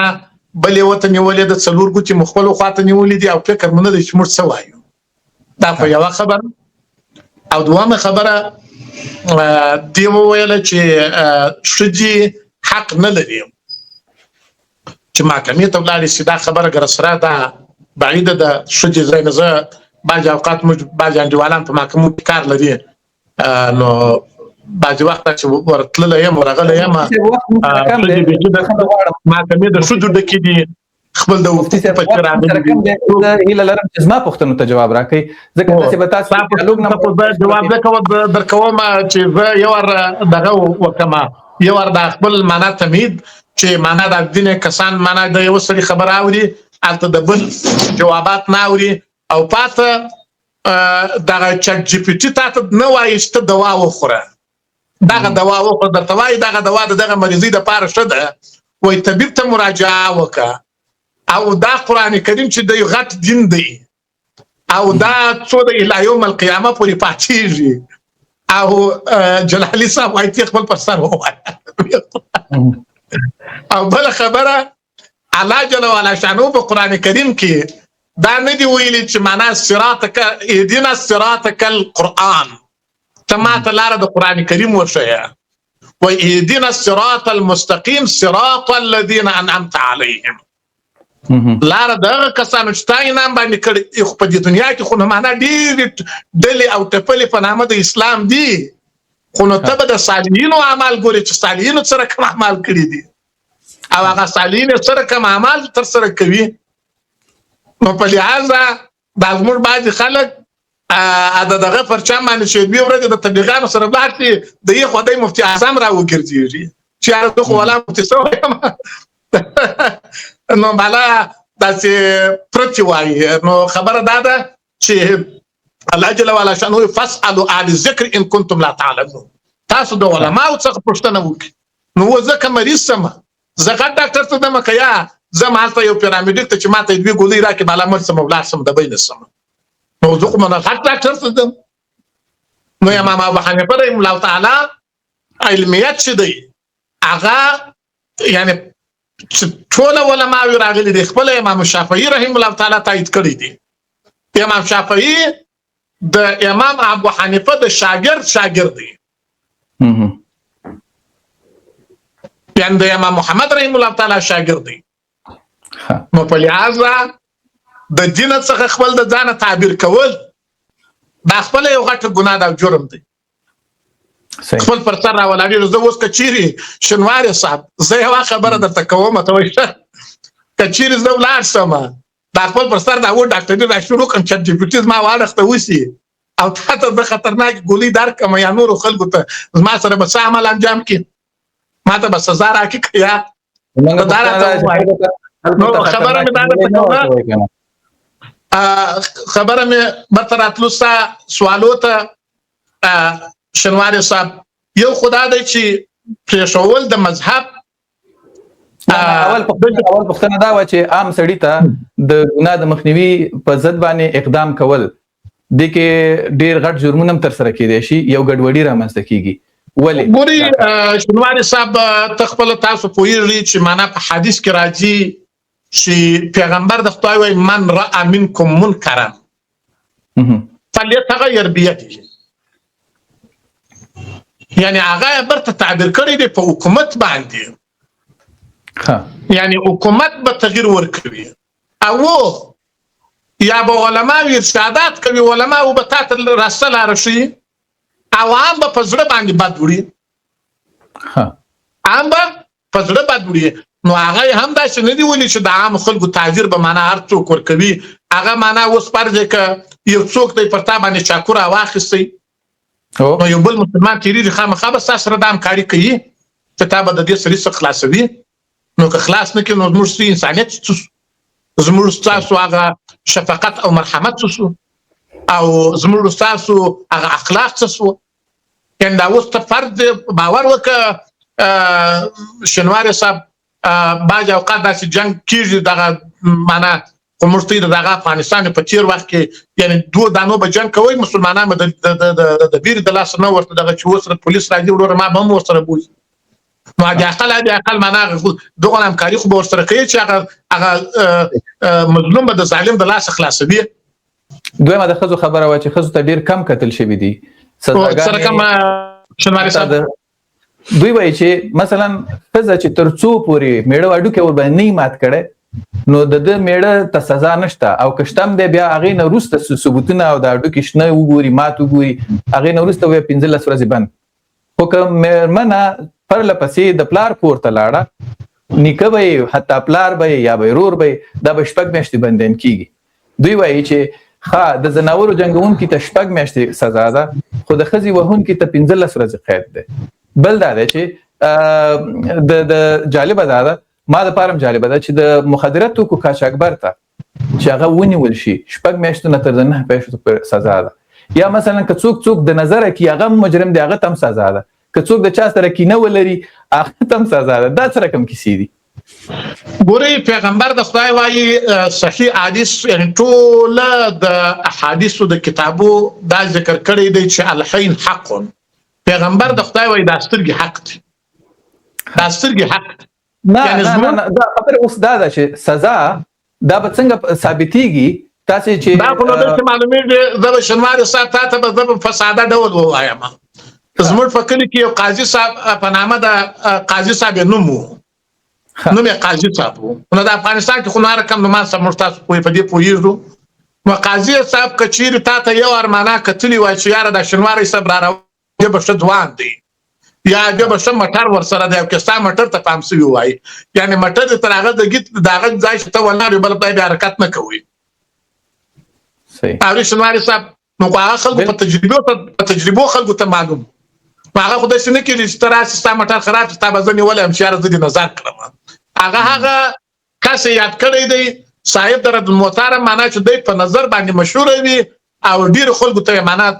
توجه وشي لکه اوس معنا یو پهلوان دی خلک وای دا پهلوان دی خو نو پهلوان خو دا څنګه معلومیږي چې دوه درې دانې نه لپاره په غیر ژوند وي نو هغه نظر والا هم په داسې اسانه خو نه معلومیږي چې بس وای هر راګری کې یو څوک پر لاندې باندې تیریږي هغه به تر اګریه چې دې زه نظر کړم ته بس ما تاوان راکړي یو کال په محبس کې تیریه مفتی صاحب زما پوښتنه د خزو پر رابطه باندې دا و چې دوی نیوکل لري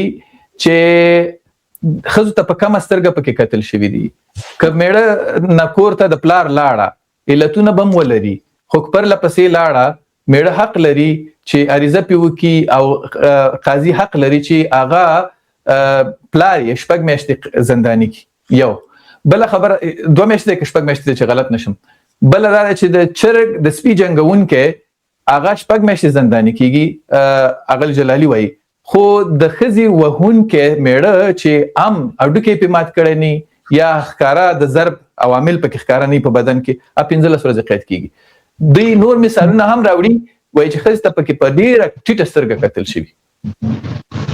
ګوري الله جل وعلا شانه په قران کریم کې د ګډ ژوند په مابین کې د ښځې او د نارینه بیان کړی دي. اول وار نصيحت، دوهم وار دا دی چې معنا ته به خپل بستر د ښځې څخه جلا کوي، او دریم دا دی چې وضربوهم، پیغمبر د خدای وایي چې معنا تاسو واس دوی ضرب غیر مبرح، یعنی داسې وهل چې هغه سړی نه خوښوي. نو دلته د هډوکو د ماتېدلو خو ما داسې شی نه دی اورېدلی چې هډوکي ځینې مات کړي وي، ولې خو هلته بیا عرش او دیت او دا قصې راځي، هغه خو جلا خبره ده. او دغه د هډوکو د ماتېدلو فکر کوم هغه جلالي د ځانه را اضافه کړي دي. نه د ځان نه خپل زه به درته وولم زه به درته ولولم. شینواري صاحب تاسو د امور کې زه به د اصولنامه می خلاصه کړم. اصولنامه کې خپل د ځان جلالي دغه شینواري صاحب فکر کوم چې جلالي صاحب د ځان ور اضافه کړي ځکه دا ډیره اصولنامه ما سره خلاص ده. او هغه د هډوکو د ځان ورته راخېستي ځکه تاسو نو بیا زه درته ولولم. مفتي صاحب ما خپل ولیدل، ما خپل ولستل چې شنوالي او یا هم شنواله رامنځته شي په بدن کې، او ګوره یا خوږوالی رامنځته کی، معنا یا یو ټپ ور باندې ښکارا شي، پر دې شین ټپ ور باندې ښکارا شي، دغه څه ما دا شي دی نه دا مفتي صاحب دا معنا دا تاسو ډیره کم لوستي ده چې ما غوندي خبريال لوستي ده کم علم والا کس، نو تاسو باید پوره لوستي وي. یو بل خبره ده چې د مذهبونو مذهبي رواداري عدالت دی باندې هم نیوکه ده، وایي چې لکه 2 کال زندان د حنفي مذهب نه اوختلو باندې ولې دومره غټه سزا؟ دا خو اول طالبان خو دا کار کوي. د اصولنامه کې ماوردي د شافعي شاګرد ته ورغلي دي، عبدالقادر اوده ته ناست دي، او ما چې د که زه سلفي شمه که زه اهل حدیث شمه زه به بیا دغه کېږم 2 کاله به سزا ګورم. دین مې نه دی بدل کړی، اسلام کې یو مذهب نه بل ته تللی. ګوري شنواري صاحب د فقهاو اختلاف خپل په مابین لکه د څلورګوني مذاهب، یعنی 80% دوی یعنی په اکثرو مسایلو کې توافق او اختلاف را نشو د استنباط څخه په هغه امور کې چې په هغه کې نص یا نص نه وي راغلی. لکه اوس په تور د مثال سره پیغمبر د خدای چې د سود په باره کې شپږ شیان په مابینځ کې یعنی اضافه والی د دوی په مابینځ کې سود بللی دی، او په نورو دغو کې بل دغه یعنی قواعد کلیه نه راغلي په نورو شیانو کې. نو اوس فرض کړه چې هغه مالګه ده، غنم دي، خورما ده، اوربشي دي، سره زر دي، سپین زر دي، دا شان دي. او لکه اوس عدس، نخود، لوبیا، فرض که نور شان یا د مالګې معنا رقم فرض که مثلا دا پودر دي معنا چې مرتي کالی په پریو، یا معنا نور شان چې تلل کړي لکه سمیت یا ګچ یا دا شان د دو په باره کې حدیث نه دی راغلی. فقهاو استنباط دلته کړی دي. فقهاو بعضو قدر و جنس مثلا دا دغه کړی دي، قدر و جنس، بعضو کیل و جنس معنا دا علت ګرځولې دي چې ولې اصلي وجه څه شو چې پیغمبر د خدای د دو په مابینځ کې معنا سود دغه اضافه والی سود وبلی، نو هغه علت یې ور پیدا کړی دی. بیا نور شان پر دغو باندې قیاس کړی دي. او دا غره کوم اوس که چیرې موږ تاسو د دغه غیر مقلدینو څخه یعنی غیر مذهب والا څخه پوښتنه وکړو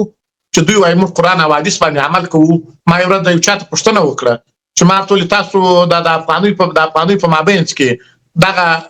اضافه والی څه شی دی، سود دی که نه دی؟ دوی ما ته راته وویل چې و سود دی. نو ما ورته د افغاني خو ته وایي چې موږ ټول شی باید قرآن په حدیث کې وسي، او تاسو خو معنا قیاس او استنباط معنا د قیاس نه منئ. نو په کوم حدیث کې راغلی دی چې دغه د افغانۍ په مابینځ کې او د افغانۍ یا د ډالر په مابینځ کې اضافه والی سود دی؟ په کوم حدیث کې راغلی دی؟ نو دوی چوپ د خپل د افغانستان ولې په سعودي کې معنا ژوند کوي او ما د ډیرو سره معنا د خصوصي مناظرې د ډیرو سره کړي دي لله الحمد د اعناف د فقه جواب څوک نه لري نو بناهن هغه دغه د فار د چې اوس پر د په افغانستان کې فقه حنفي رایج ده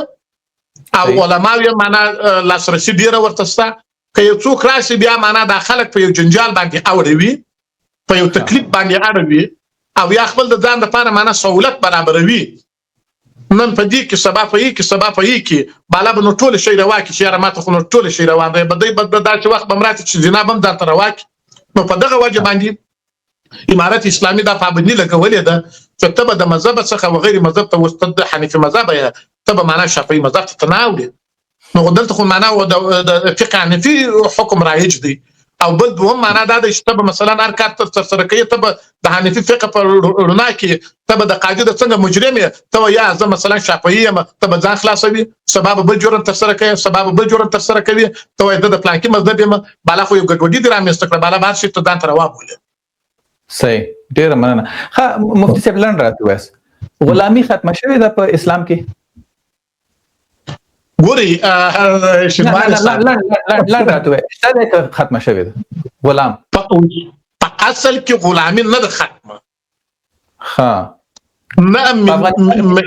يعني دا من توپ هم نه دی ختمه ګوري شمالي سبزر ادم دي ختمه نه زه لاندې پوښتنه لرم یعنی دا معاصر دور کې خو په ټول اسلامي نړۍ کې بلکې په کفري نړۍ کې هم غلامي ختمه شوې ده کنه تاسو د معلوماتو لمخې اصل کې ګوري یعنی صرف لاند جواب راکړي ختمه ده لاند جواب به د څه درته درکمه چې نه آیات منسوخه شوی دی نه حدیث په دې باره کې منسوخه شوی ها نو دا معنا یو پریکړه غلام کول شي بالکل ګوري شنواري صاحب دا یعنی یو پریکړه لکه د ساده ملګری ملتونو په مابین کې پوښوي تر سره سوي ده ملګری ملتونه معنا دغه سي دغه دي چې هغه ټول اسلامي نړۍ خپل تر غلامیت لاندې راوستلې ده دا شی نه دی ختم شوی دا شی ستا اوس مسلمانان قدرت نه لري حاکمیت نه لري ها اوس د طالبانو حاکمیت خوشته ده په دې کې غلامي کېدای شي رواج شي یعنی هغه کوم مثالونه چې دوی د غلامۍ د معنا ورکړي دي هغه صرف دا دي چې د فقه په پخوانی کتابو کې هغه معنا دغه یو حکم معنا بیان شوی دی چې د دوه شان حکم په یو ځای کې بیان شوی دی شنواري صاحب نو دوی راخیستي دي د دې مفهوم دا نه ورکړي چې معنا اوس معنا غلامي بس موږ پر دې کډون قدرت حاصل کړی دی چې بس هم غلام لرو هم بل من لرو هغه صرف معنا یعنی هغه موږ په دغه کې په صرف کې یو باب لرو تر دلیل باب وای دا نور باندې قیاس نو هغه چې یو حکم دوی د فقها یو حواله ورکوي البته دوه شان په یو حکم کې ګرځي دلته کې یو حکم بیان شوی دی خو دوی هغه مثال معنا هغه عبارت ورته اوري دي چې صرف یعنی دغه مثال لپاره هغه عبارت راوړي چې د دې سره مطابقت ورکړي هدف یې دا نه دی معنا بل فرق معنا یا اسلامي نړۍ کولای شي غلامان ولري یا منځي دا شی هدف دی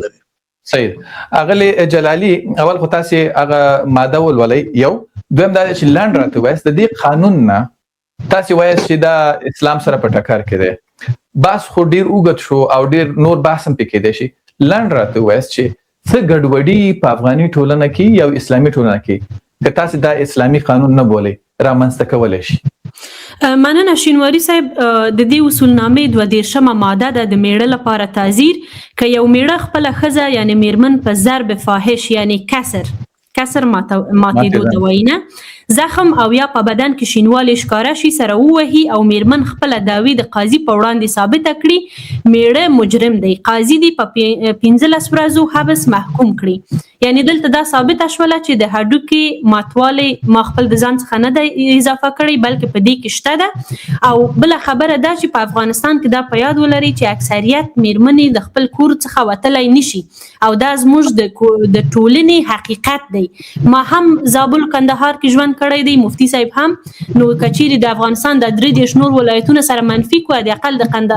قندهار په شهر کې موږ تاسو پوهیږو چې میرمنې خپل د کور څخه په اسانۍ سره تر قاضي ځان نسی رسولای او زه د قندهار څخه یو مستند په دیراتلون کې میاشتو کې وړاندې کوم چې په دې باندې ثابتېږي چې دوی قاضي ته تللي د خبير تشړل سوي دي دوهمه خبره ګوري شینواری صاحب د غلامي مسله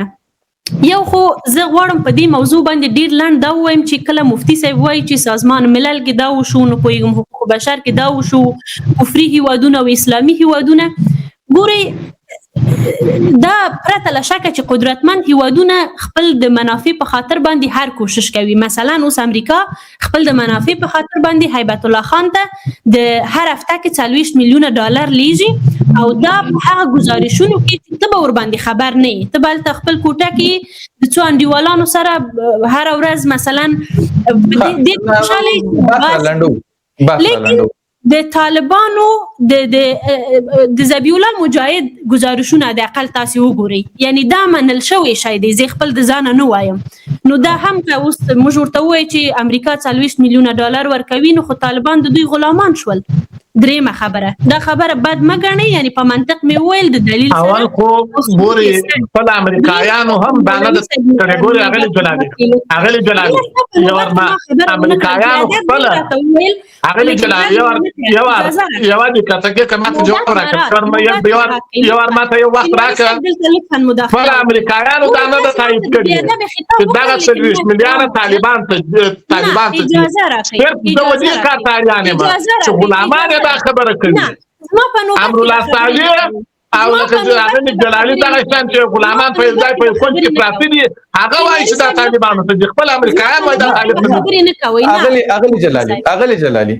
هر عمل خپل امریکایان وایي دا طالبان ته دي اغلي جلالي ما درنه پوښتنه وکړه ګوره اغلي جلالي ګوره خپل امریکایان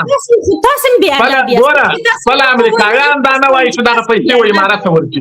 اجازه راکړئ نو خو زما نوبت ده زه ما خو اجازه درکړې ده. ګوره کچېرې ته د اسلام تر امیر معنا د نور هیوادو امیر خوښوي خو اوس هم بیا هغه ته خارج کې ټرمپ درته نږدې دی هغه امیران دي خوښ دي خو موږ څه نه درته وایو. اما کچېرې ته پر امیر باندې معنا اعتراض کوي هر ته معنا د یو مشر سپکاوی کوي دا خو وینې ګویا ستاسو سپکاوی وه شینواري ساسته دی او دوم وار ما ته راګرځي زه بلاک میل یم د امریکایانو سره زه امریکا ته سفر نشم کولی. ته معنا په دین کې بحث وکړي پیسې اخلي ځینې د خدای په دین کې بحث وکړي اما ته په دین کې هم بحث نشې کولی. مفتي صاحب زه به ستاسې جواب اغلي جلالي ما تاسو نه پوښتنه کړې وه تاسو چې سیده جواب د هغې نه راکوئ. مفتي صاحب سیده راځم اجازه راکړئ د قانون د دې اصولنامې ازرار به څه شي ټولنې ته د یو مسلمان دیني عالم په حیث باندې یو بل مهمه مسله ده شینواری صاحب ګورئ د وخت په اساس باندې د یو اصولنامې یا د یو قانون اجرا کول دغه اجماع او قیاس ولې راغله په اسلام کې، یعنی ولې د اسلام د 4 اصلونو څخه دغه 2 اصل اجازه ورکړل شوه په دې چې ټولنه هر ورځ پیشرفت کوي، زمان بدلیږي، هر ورځ توسعه او پرمختګ کیږي. دلته د غلامي موضوع اصلا یعنی په اصل کې کاملا لمنځه تللی یو څو استفاده ده چې هغه اسلامي امارت وي که هغه خارجیان وي که هغه داخلیان وي په هغه زه کار نه لرم، هغوی خپل د منافع په خاطر باندې هر کار کوي. ما یې مثال هم تاسو ته واضح کړله، لیکن یو اصل د اسلام ده او موږ یو فقهي اصل لرو چې انسان په ذات کې آزاد دی، حریت لري، هیڅوک نشي کولی د انسان ازادي واخلي حتی د رسول اکرم صلی الله علیه وسلم دی ویل د ګوري اغلی جلالي تاسو باید دا موضوع اخیسته دی ویل چې اغل ته په نس کې ذکر شوی دی د خاطر چې یعنی موږ نه غواړو چې خلک غلامان شي، دوی دا خبره خلاص کړه. زه غواړم تاسو نه ډیر واضح پوښتنه ولرم د دغه قانون پلي کول ټولنیز اضرار یا ضررونه رامنځته کولی شي. ما دا پوښتنه وکړه د اسلام غلط برداشت یو چې ټول ځوانان اکثریت ما چې مخکې مو وویل چې تاسې د ملا څخه پوښتنه مه کوئ، لیکن دا په دې معنا نه ده چې تاسې تحصیل مه کوئ. تحصیل وکئ که چېرته هغه په چین کې هم وي، خپله تحقیق وکئ ځکه چې الله رب العزت متفکر کوونکي خلک هغه کسان چې تفکر کوي اندیشه کوي هغوی خوښوي، په همدې خاطر تاسې تجسس وکئ. دوهمه خبره د افراط او تفریط د کچې لوړېدل زموږ په ټولنه کې. درېیمه خبره د اکثریت ځوانان ځوانانو خصوصا ځوان نسل زړه تور کېدل د اسلام له دین څخه. څلورم د عدالت اصل له منځه وړل د افغانستان په ټولنه کې، ځکه چې د دغه عدالت څخه میرمنې او ځوانان او د افغانستان خلک برخمن نه دي. څلورم همدغه د غلامی او یا هم د بردگی د اصل چې په اسلام کې هم له منځه تللی دی، او موږ د دې لپاره هیڅ داسې شرعي دلیل نه لرو چې څوک د چا برده سي. لیکن په افغانستان کې تاسو یقین وکړئ دا یو ترویجي اصل ده چې دوی اضافه کړی ده. موږ کله کله دغه اصولنامې چې موږ او تاسو مطالعه کوو کله کله فکر کوو ممکن دا شرعي اوسي. ځینې اصولنامې استخباراتي بڼه لري. ما په اول کې ویل دغه اصولنامې ولې زه خلاف یم او ولې دغه اسرار ما بیان کړل، په دې چې دا اصولنامه کاملا استخباراتي او کنټرولي شکل لري. په دې رقم باندې زموږ ټولنه 100 کاله نور شاتګ کوي او اسلام په دې کې تر ټولو لوی ضرر ویني. که چېرته دلته د اسلام د ضرر مسله نه وای، پاکستان به یو استخباراتي ملک وي. تاسو بل یو داسې اسلامي ملک مثال ماته راکړئ، همدغه قطر چې د طالبانو 20 کاله د طالبانو کور و، چې دغه اصولنامه دوی د اسلام مطابق حداقل ویمني. اسلامي هیواد یې منلو ته حاضر نه دی. کور ودان مفتي صاحب باس راټولو هیله ده چې بیا ډیالوګ ته لاړ نشي او سیده جواب راته راکړي لکه څنګه چې جلالي صاحب نو واخیسته. د دغه اصولنامې په لیکېدل به څه اصلاحات رامنځته کی؟ دلته اغلی جلالي ویل چې ګډوډي به رامنځته کی. تاسو راته وایاست د طالبانو د یو دیني عالم په حیث باندې د مفتي په حیث باندې چې کومې ګټې ویني ټولنې ته به څه ګټه ورسي؟ ګوري ګټه خو شنواري صاحب خامخا څه وخت چې قوانين وضع کیږي، کم کسان چې د دې قوانینو پر ضد باندې فرض کوي او کړنه کوي، نو هغه نه کوي ځکه اوس قانون وټاکل شو. اوس فرض کړه د انسان قاچاق دا یو نمونه یې معنا درته ښیم چې پر دې باندې کوي چا باندې ثابت شو یو کال د باندې سزا ویني. اوس په دې کې د انساني قاچاق والا بل فلدای په اسانه قاچاق نشي کولای. دا یو خبره ښټولوي او دا غره کم یو سړی چې وخت چې وبېریږي چې زه خپل شوده ووم او دا ثابت شو په محکمې کې 15 ورځې باندې کېږم د خپل شوده بل نه وي. و تاغلی جلالی خود د نور شودو معنا غلی جلالی خو نو معنا په اروپا کې دغه د مظلوم شته دي چې هغه تر اوسه پورې چا مېړه ته نه سوي چې ژغ وکړي. کچیر حکومت او کنور حکومتونه و اوس 15 ورځې باندې کېږي چې دای په شټ ولوي او دغه رقم نور حکام نور حکومت. نو د دې لپاره زما په فکر سره صحیح اصلاحات به ان شاء الله ولادي ډیر راشي، د راج مرج څخه به ساتنه وشي او دغه رقم د توهین او د تحقیر څخه به انسان وژغورل شي، انسانان وژغورل شي او هر څوک بخپل حق او حقوق ته ورسیږي، هغه که شدوي او که دغه وسی. او پاته داغلی جلالی خبرې چې وي هغه تقریبا بنا بر تعصب وي نه بنا بر حق. زه خو راغلی وم دلته تاسو سره ناست وم، د دې نه معنا چې مثلا زه د یو ګوند یا زه د یو ډلې ملاتړ کوم، بلکې د دې لپاره راغلی وم چې زه د الله جل وعلا شانه احکام و خلکو ته په شفاف او ښکاره ډول باندې ورسوم. ځکه العلماء ورثة الانبیاء. نو دغه اغلی جلالی خو ډیر عاشو ته ځکه ولاړه چې تاسو د انبیاء وارثان یاست چې خپل کې وران فې دا اوس موږ څه وکړو د څه په نه د هم دیني علم د تاسو قسم زړه دې سر می درد کوي. موږ واقعیت هغه وایو چې معنا سره کم چې معنا صحابه کرام عمل کړی دی سره کم چې معنا او معنا تاسو مننه شي کور ودان دای فمان الله